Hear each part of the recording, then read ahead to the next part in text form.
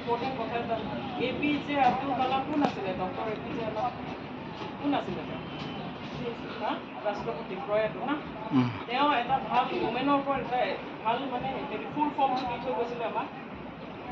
ওমেনৰ স্পেলিংটো চবেই জানা W হৈছে বোলে wonderful women wonderful mother O হৈছে আউটষ্টেণ্ডিং ফ্ৰেণ্ড M হৈছে মাৰ্ভেলাছ ডটাৰ A হৈছে এডৰেবল চিষ্টাৰ N হৈছে নাইচেষ্ট গিফ্ট অফ দ্য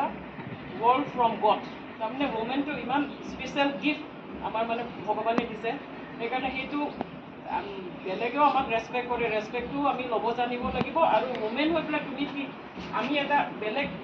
হেৰি প্ৰাণ দিব পাৰোঁ হয় নে নহয় পিছত এতিয়া গাৰ্ড হৈ আছা কেতিয়া পাছত তোমালোকৰ বয়স যেতিয়া হ'ব তোমালোকে ওমেন হ'বা